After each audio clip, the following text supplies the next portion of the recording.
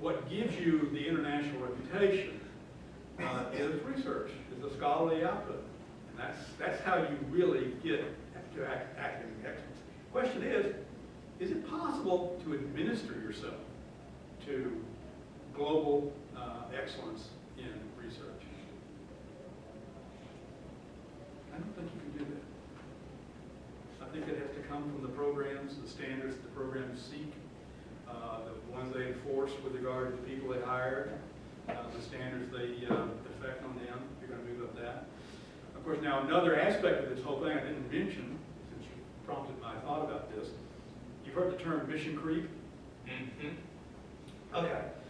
Because the incentives that they're currently structured are almost exclusively towards more research, and the faculty understands that if we can get ourselves reclassified as a research institution or one with graduate programs, our salaries will go up, and all the other additional perks will go up with that. There is a tendency for all two-year institutions want to become four-year institutions. Four-year institutions want to add graduate programs.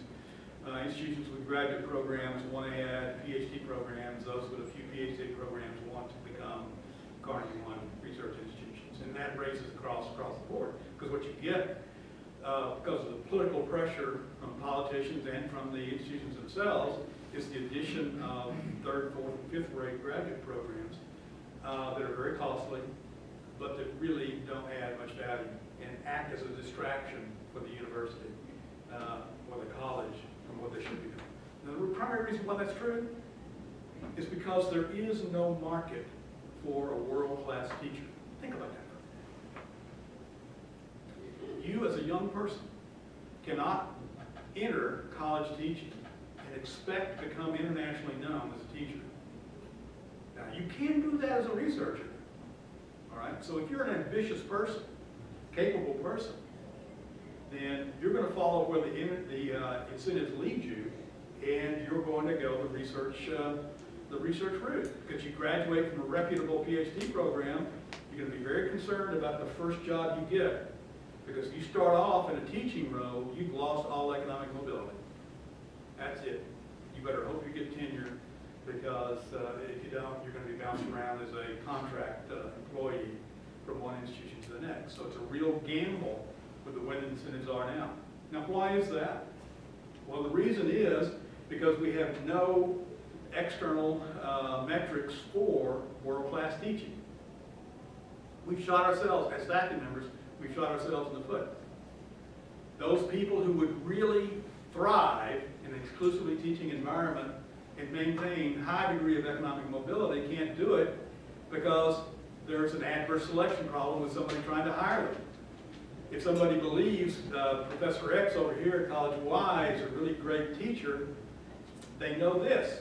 If they make that person an offer to come and teach at their institution, they know that the home institution will make a counteroffer to that person if they are in fact a world-class teacher.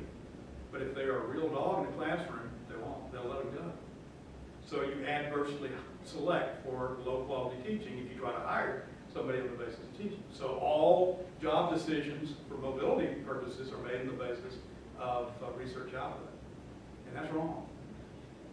And it exists because we did not make the effort in the past 40 years to come up with serious, good, objective, third-party metrics for high-quality teaching. It's certainly not in the institution's interest to advertise the really great teachers they have, is it? Why would they do that? They just get them hired by somebody else. Yes? You had mentioned MOOCs earlier. What do you see for the future of MOOCs? Well, I know they're having some difficulties now, and I think that's probably because they were oversold. But it's still an emerging technology. Everybody, I hope, understands that that's what it is. It has the potential to be, I think, spectacular. I was at a conference where the fellow at MIT that does MOOCs for MIT was speaking at the National Academy of Sciences last fall. And he was talking about what they did, and one of the things that came out of that that just blew me away was they had started programs, and they had a lot of people subscribe to these MOOC courses from Mongolia, you know, out there in herding villages and things like that. And they discovered a nucleus of just incredibly bright young people, spectacularly bright young people. And so they identified these people, and they steered them to opportunities to get advanced education in their own country, and also to come to the United States. So what it did for me is to think, oh my God, think of all the wasted talent, because we didn't have an opportunity to reach these people, all globally. And that's going to be, I think, one of the most important things that happen is discovering people who really have something to do that would have gone unobserved otherwise. But the real important thing, too, is the major advantage of MOOCs is the interactive ability. The ability of the machine with AI to interact with a student as they're learning, figuring out what they're doing wrong and what the confusion is, and then changing the instruction to respond to what the machine has diagnosed as being the confusing part to the student about this particular issue. So that is, I think, is incredible potential. It's a level of patience and a level of individual tutoring that can't be duplicated by people. Now, of course, only certain kinds of instruction, technical instruction primarily, is meaningful for that. Some things you won't be able to do. I don't know whether you can do that in humanities at all.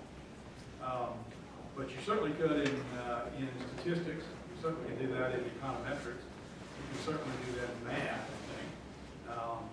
And those are the areas where we're really having some problems internationally. Yeah.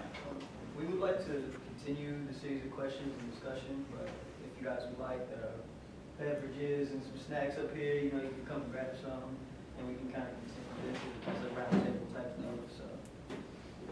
Let's thank Dr. Martin again for a wonderful